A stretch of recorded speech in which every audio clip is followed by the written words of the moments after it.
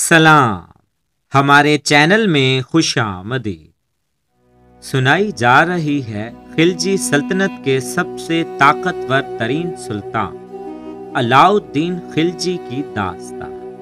یہ اس سلسلے کی دوسری اور آخری ویڈیو ہے، جبکہ پہلی ویڈیو کا لنک ڈسکرپشن میں دیا گیا ہے۔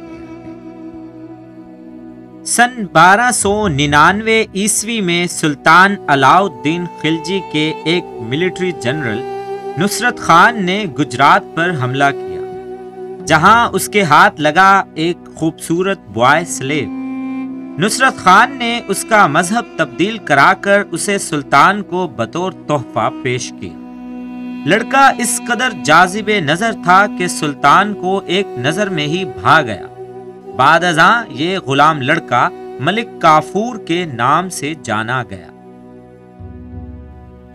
بیسیوں مورخین یہ بات واضح طور پر لکھتے ہیں کہ سلطان کا نہ صرف اس سے جسمانی تعلق قائم تھا، بلکہ وہ شدید حد تک اس سے پریم کیا کرتا تھا۔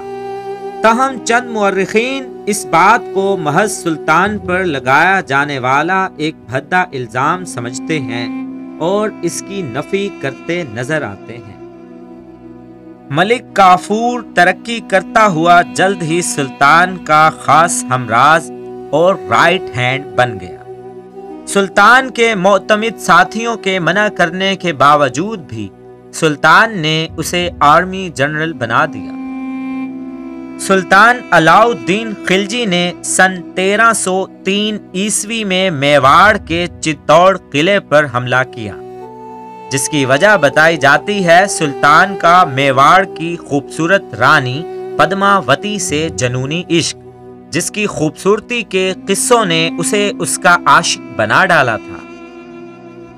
چتوڑ قلعے پر کیے گئے دوسرے حملے میں راجپوت سینا کے قتل، رانی پدماوتی اور دیگر راجپوت خواتین کے سیلف ایمولیشن یعنی آگ میں جل کر خود کا خاتمہ کرنے کے بعد میواڑ خلجی ریاست کا ایک حصہ بن گیا۔ راجپوت رانی پدماوتی کی مکمل تاریخ، سلطان علاؤ الدین خلجی کے اس سے جنونی عشق، اور آخر میں رانی کا خود کو آگ میں جلا کر بھسم کرنے پر ہم بہت جلد ایک ڈاکومنٹری سیریز پیش کریں گے۔ جڑے رہیے، دیکھتے رہیے ہسٹری مسٹری چینل۔ سلطان علاؤ الدین خلجی نے رنتھمبور، ورنگل، جالور اور گجرات کی ریاستوں پر یلغار کی اور ان کو دلی کی راجشاہی سے جوڑ دیا۔ سن 1308 عیسوی میں سلطان کے پسندیدہ جنرل ملک کافور نے دیواگری پر حملہ کیا۔ سلطان نے دوار سمودرا اور پانڈے ریاستوں پر بھی حملہ کیا۔ مانا جاتا ہے وہاں سے جو مال و زر ہاتھ لگا اسے کئی ہزار ہاتھیوں اور گھوڑوں کی مدد سے دلی بھیجا گیا۔ اس کے علاوہ سلطان نے سومناتھ، وجے پور، چدمبرم اور مدورائے کے قلعوں اور مندروں پر پے در پے حملے کیے اور ان کو تاراج کیا۔ کہا جاتا ہے دنیا کا مشہور و معروف قیمتی ہیرا کوہ نور اسی مہم سے ہی اس کے ہاتھ لگا تھا۔